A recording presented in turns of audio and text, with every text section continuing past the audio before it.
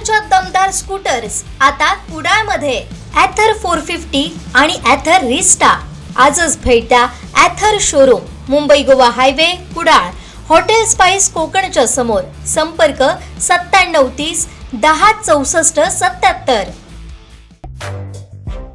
Adali MIDC परिसरात मोठ्या प्रमाणात अवैध खनिज उत्खनन सुरू असून प्रशासन याकडे दुर्लक्ष करत असल्याचा आरोप करत ठाकरेंच्या शिवसेनेनं तीव्र आंदोलनाचा इशारा दिलाय.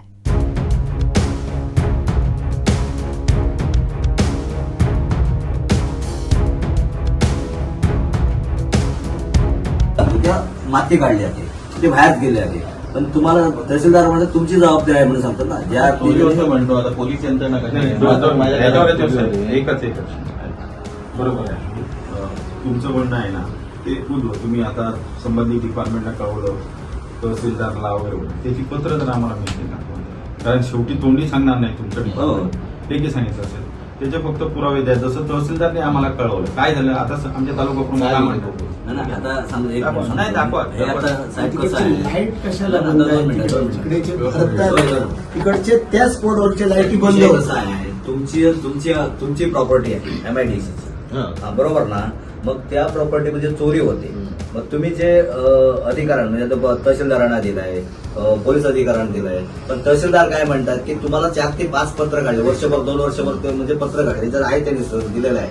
त्याच्यानंतर तुमच्यावर दंड पण आकारलाय त्या संबंधित. तुम्ही अपील केलंय प्रांताकडे, तसं पण ते पत्र आहे. मग हे तुमच्या चुकीचं आहे ना ते. नंतर तिथं कसं तुम्ही वाहतूक केली ती बघायची ना त्यांनी. म्हणजे आता ते त्यांची जबाबदारी आहे. त्यांच्या जे हक्काचे देतात ते त्यांनी बघायचं.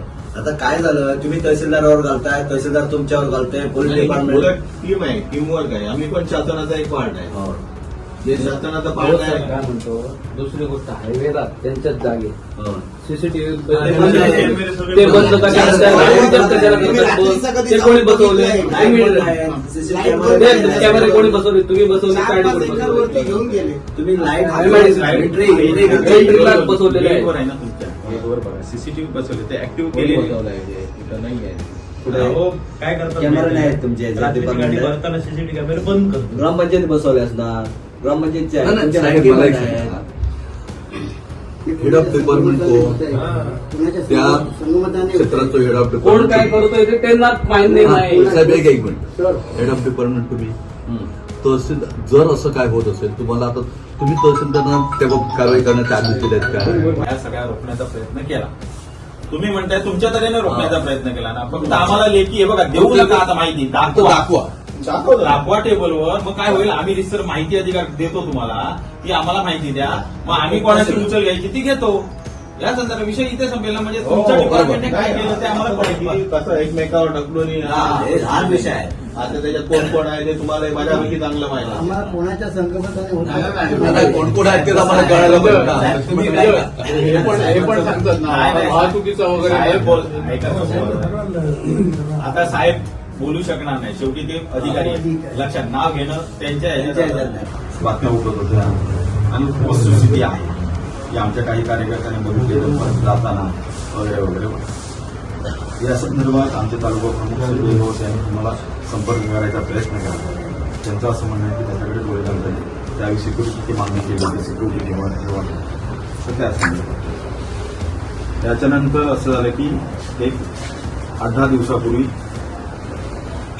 शिंदे गटाचे जिल्हा प्रमुख संजू परब यांनी मागणी केली तहसीलदारांची आणि पोलीस निरीक्षकांनी नाकारली.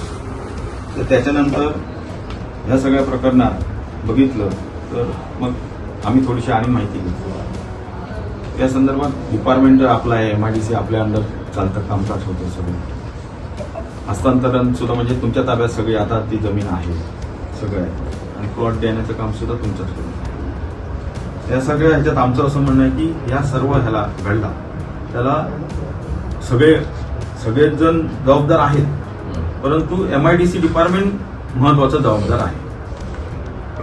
आणि त्यानुसार तहसीलदारांना आम्ही प्रथम भेटलो की तहसीलदारांची सुद्धा मागणी. तहसीलदारांचं म्हणणं आहे की आम्ही वेळोवेळी तुमच्या डिपार्टमेंटला इस्तर पत्र काढले पाहिजे,